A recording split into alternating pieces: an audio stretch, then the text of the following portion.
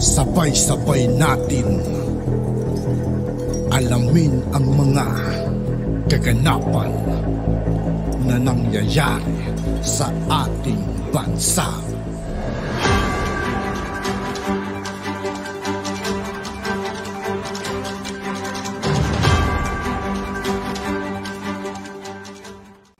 Yo, what's up mga kaibigan? This is I2K po again.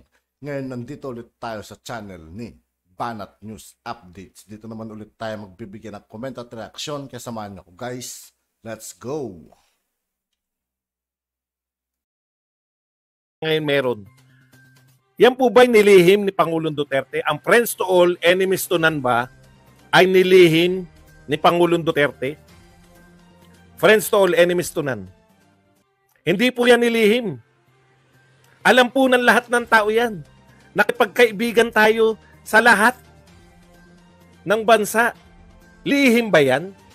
Bakit ngayon parang pinalalabas nyo na lahat ng ugnayan natin sa China pumupunta si PRRD pumupunta sa China? Tanungin nyo kung anong ginagawa ng mga yan noong si PRRD, nung sila ay Duterte pa. Duterte yan si Jared, lahat ng mga yan, pati yung nagtitinda ng pampapugi. Duterte lahat yan. Oh, friends to all, enemies to none. Nung nagpupunta si Duterte doon sa China, dahil friends to all, enemies to none, ano gagawin ni Duterte doon? May mga deal sila. Kaya tahimik ang West Philippine Sea. Ano bang, parang, ay may anomalya. Tahimik ang Philippines. 6 na taon tayo. Galing tayo sa pakikibakbakan sa China, ang tigas-tigas ng mga salita natin sa China. Hindi ako pro-China. Kinukundin ako ang lahat ng ginagawa ng China ng pambubomba sa ating barko. O yan, malinaw yan. Walang pro-China na magkukundina sa China.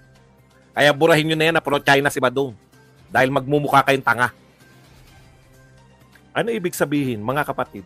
Nilihim ba ni Duterte na nakipagkaibigan tayo sa China? Nakipagkaibigan tayo sa Russia? Nakipagkaibigan tayo sa Vietnam? Mga dating hindi nating kaibigan? Nakipagkaibigan tayo sa India? Hindi po yan nilihim. In fact, binobroadcast natin yan na isa yan sa pinakamaganda na gawa ni Pangulong Duterte. Yung friends to all, enemies to none. In fact, sinasabi po ni Pangulong Marcos na susundan niya yan. Friends to all, enemies to none. Tapos sasabihin nyo, nakipagkasundo pala. Puta, basahin nyo naman kung ano nakipagkasundo. Wala namang kakaiba ron. Tignan natin. Sausaw naman to. Ito muna tayo kay Erwin Tulfo. Tapusin natin. Ito po yung kumakalat kay Erwin Tulfo. Dalawa lang to eh. Ang nagpapakalat po nito, nagngangalang JC Punong Barangay. Ito po, Marcos Loyalist. No? Yan, matagal na natin binabanatan yan. Okay, hindi ko alam kung ito ay talagang sinabi hindi. Friends to China and Russia lang daw si Duterte. Ibig nyo sabihin si Donald Trump hindi kaibigan ni Duterte? Magkaibigan sila, kayo doon, niloloko nyo ko. Si Donald Trump pa hindi ba Amerikano? Amerikano, kayo naman. No? Huwag tayong magbulahan. Huwag tayong magbulahan. Yun ang sinasabi ko sa inyo. Friends to all. Okay. Well, knowing naman kasi, ito po ang sagot ni Erwin Tulfo daw. Ayon dito sa isang loyalist na si JC Punong Barangay. Kung totoo itong sinabi ni Tulfo, atakdog talaga siya. Kung di naman totoo, ginagamit nila si Tulfo ng mga loyalista para ipang-atake kay Duterte. Okay. Well, knowing naman kasi kaya hindi siya makabiyahe dahil maraming not-welcome siya sa Europe, di ba? We all know that, and even in the United States, limited yung travel ng Pangulong Duterte. Sa Asia, China, Japan at yung mga kaibigang Russia, kaya limited ang biyahe ng dating Pangulo ayon kay Deputy Majority Leader for Communications, Erwin Tulfo. Sinasagot niya yung atake na biyahe ng biyahe si Pangulong Marcos. Ang sinasabi ni Tulfo, kaya naman hindi bumabiyahe si Duterte dahil ang dami niyang kaaway sa Europe. Yan po, ganyan po yung iboboto niyong senador. No? Yan po yung iboboto niyong senador na madadagdagan na naman po tayo ng mga kalutangan dyan sa Senado. Imagine niyo, kaya daw hindi bumabiyahe si Duterte dahil, ayan, nabasahin ko ulit not welcome siya sa Europe. Ibig sabihin, kung welcome siya sa Europe, biyahe siya ng biyahe. Pangulo po siya ng Pilipinas.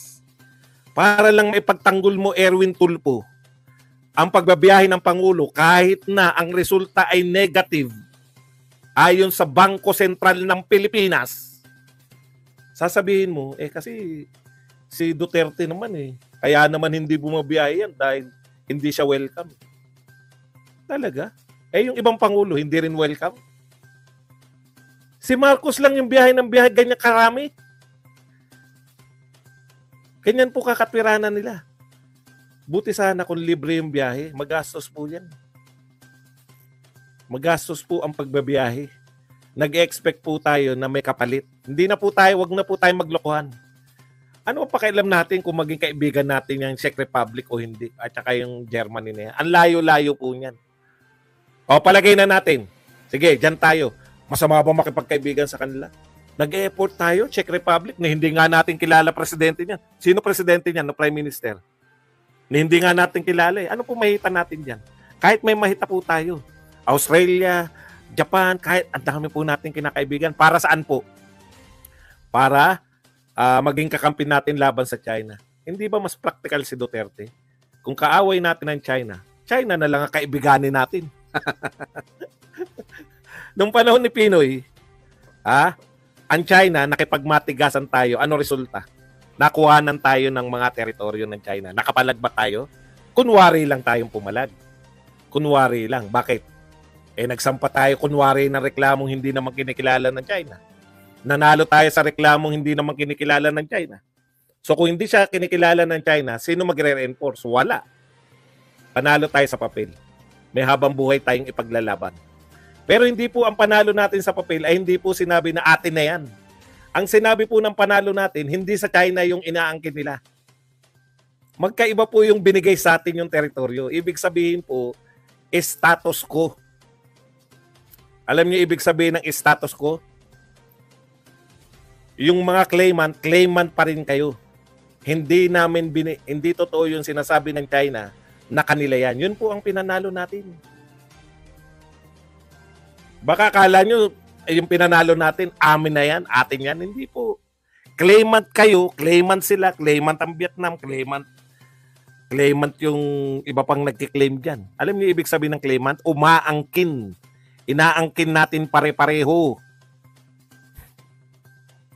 Ngayon, kung inaangkin natin pare-pareho, dito naman tayo kay Trillanes. Ito nakakatawa to si Trillanes. Sabi niya, sabi ng politiko, former Senator Trillanes slammed former President Duterte over the deal in his administration brokered with China to ease tension in South China Sea. Di ba ang ganda ng layunin ni Duterte? Dahil galing nga tayo sa pagmamatigas sa China at nung nagmatigas tayo, nakuhanan tayo ng teritoryo. Nag-isip si Duterte, pag nakipagmatigasan ako rito, itutuloy ng China yung pangangamkam nila ng teritoryo. Makikipagkaibigan ako sa kondisyon na hindi na nila tayo kakamkaman. Ano po masama dun? Dalawa po ang paraan para hindi ka makuna ng teritoryo. Pinakita po ni Duterte, yung isa, true force. Makikipaggera ka. Pinakita ni Duterte na pwede kang hindi maagawan ng teritoryo through diplomacy. Sa pamamagitan ng pakikipag-ugnayan, sa pamamagitan ng pakikipagkaibigan. Sa aktual. Aktual po yan. Galing po tayo kay Pinoy na yung China tayo ng teritoryo, yung teritoryo natin na inaangkin din nila, tinayuan ng China ng mga artificial island. Ngayon, base militar na nila. So, hindi natin kaya yan, sabi ni Duterte. Marunong si Duterte, nanonood ng Bugs Bunny. Si Pinoy, hindi nanonood ng Bugs Bunny. Ano sabi ni Bugs Bunny? If you cannot beat them, join them. Napakasimple. Bugs Bunny diplomacy. If you cannot beat them, join them. May nakuha ba sa ating teritoryo? Noong nagmamatigas tayo sa China, hindi pinapapasok ng Chinese yung ating mga mangingisda para mangisda sa kanilang traditional na pangisdaan yung dyan sa may basta dyan sa parte na yan. Dahil tayo nakipagkaibigan sa China, puta tuwan-tuwa yung mga mangingisda. Sa anong pangalan nun? O yun, nakapangingisda na sila. Pinayagan na sila ng China. If you cannot beat them, join them. Makipagkaibigan ka. Hindi po tayo naagawan ng kahit na anong teritoryo. Pero yung naagaw na ni Pinoy. Gusto kasi ng mga dilawan, si Duterte ang umagaw sa China. Sa Scarborough. Hindi, may tawag tayo dyan sa Scarborough eh. Na Pinoy ang dating. Yun po yun. Yun po actual. Yung sinasabi na Masinloc. Meron pa, Baho de Masinloc, di ba? Baho de Masinloc. Totoo yan. Paano ko nasigurado na totoo yan? Oh, Baho de Masinloc. Kasi pinagbubunyi natin yan. Tuwan-tuwa ako nung po dyan, nakakapangisda na pala. Yung mga mangisda natin. Iba yung ayungin eh. Yan yung disputed ngayon, yung ayungin. Di ba? Yan yung meron. Tapos na. At yun nga po mga kaibigan, dito po nagtatapos ng ating reaction video. Muli ako po si I2K ng Sundalo ng Dunggalo. Maraming salamat sa patuloy na pagsuporta. Yeah, peace out.